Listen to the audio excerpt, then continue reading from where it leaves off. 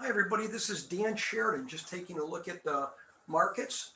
Friday afternoon here, January 28th. Still a couple hours left of trading, but as they say, it's been a doozy. And as you look at the week here, and we've got this kind of 10% correction, very rare event. We don't get it. Here's a 50-day moving average, and then here's a 200-day moving average. And this is the first time in over a year that we've penetrated through the 200-year moving average. From a technical pattern, a lot of people say it looks like a kind of a bearish flag formation, but who knows? I mean, to me, at this point, I'm concerned with both sides. We've dropped, 450 points or whatever in a very short period of time. From the highs of January 4th, 4 weeks or so.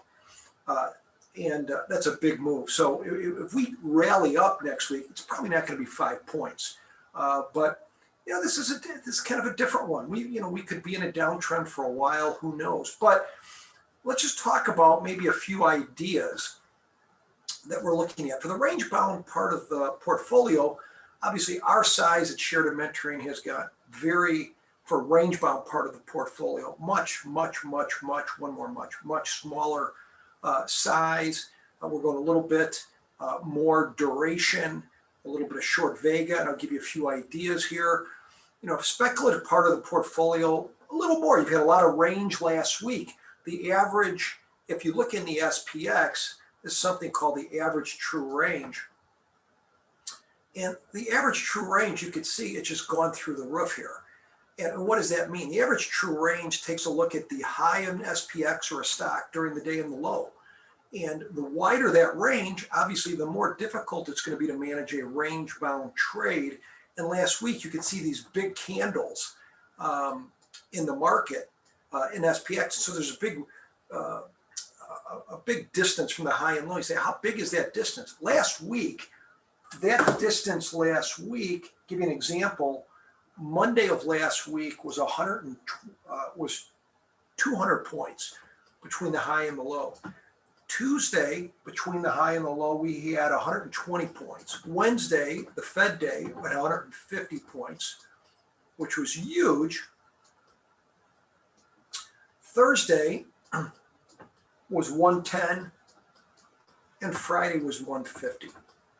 Now, I don't know which way the market's going, but I do think next week with the news out, kind of buy the rumor, sell the news, this range should go back to a little bit more normal.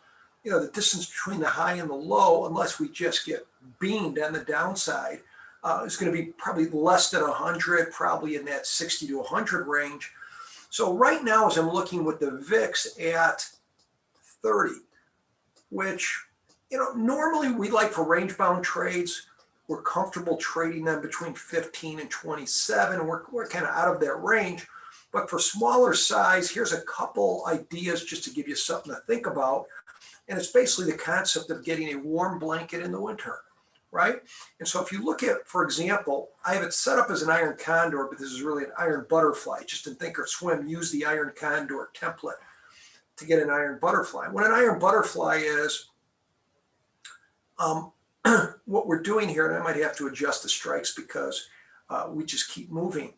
But if we move everything down, you're going to sell an at-the-money call and put. That's called selling a straddle. And you're doing it because there's a lot of juicy extrinsic value in those options, but you need a hedge, right? You don't want to do it naked. That would cost a lot of money, or your yields wouldn't be so hotsy-totsy, as my grandmother would say. So what you're doing is you're selling an at-the-money call and put. Right now, we're near 43.50. And you're buying your hedges because we're in a high VIX environment. VIX is like 30. You're buying your hedges, much less extrinsic value, literally, down here, 100 points wide on the downside and 100 points wide on the upside. So that can withstand, if you have a 3% move in the underlying, your deltas, your risk doesn't get out of whack. You can handle it by going further distance it's easier to manage. It's like if you're in the winter and there's a kind of a snowstorm. Well, if you got a big honking SUV with good winter tires and some chains on the tires, you're better prepared to handle it than a little convertible with holes in the hood and no heat. So that's something we're looking at. That would be called an iron butterfly.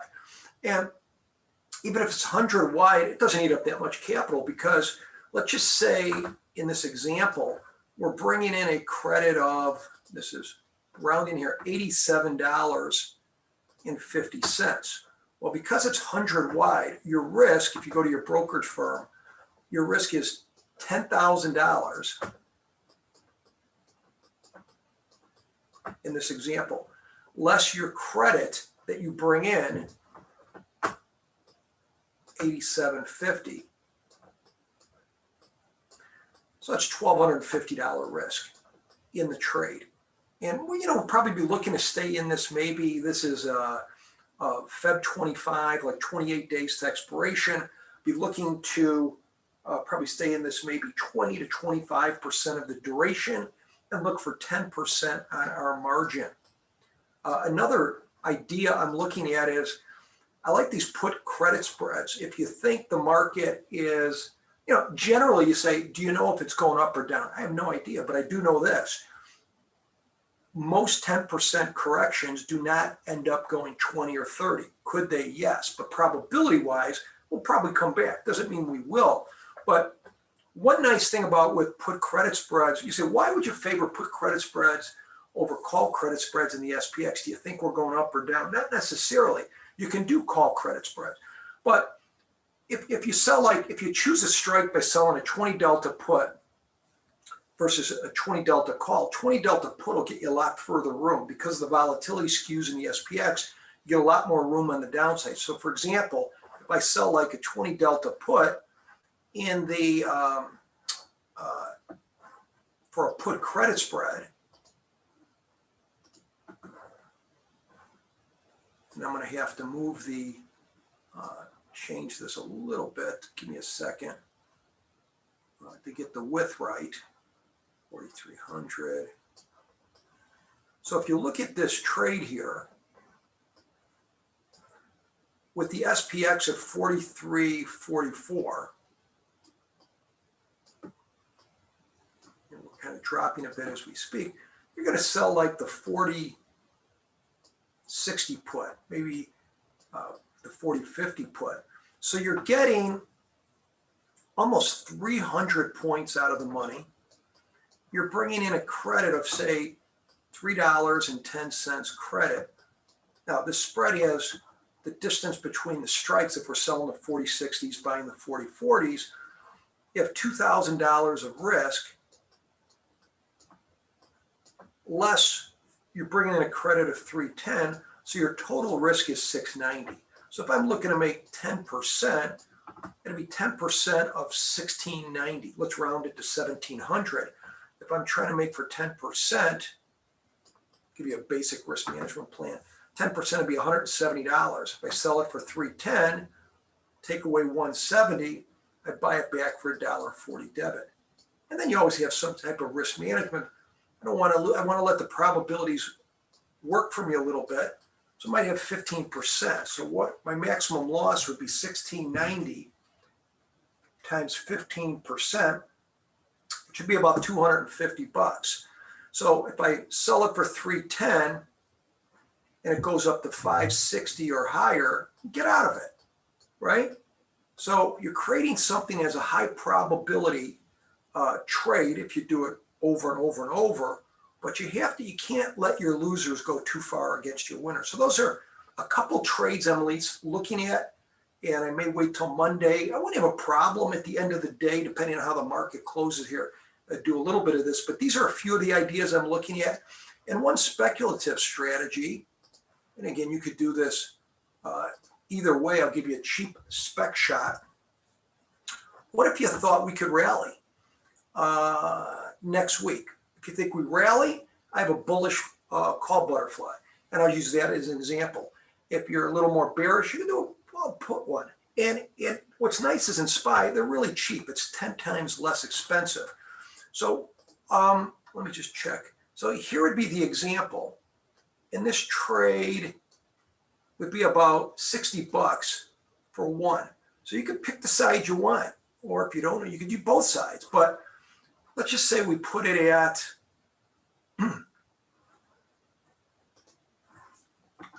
I'll give you an example for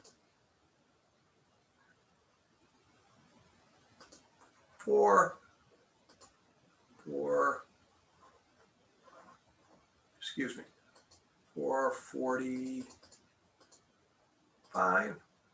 So here's what this is. It's just a bullish butterfly. Say, Theo, what do you like about these bullish butterflies? They're the cheapest way to take a shot, right? They're cheaper than a long call. They're cheaper than a vertical trade. And so this would be an example. So right here, we're at 432.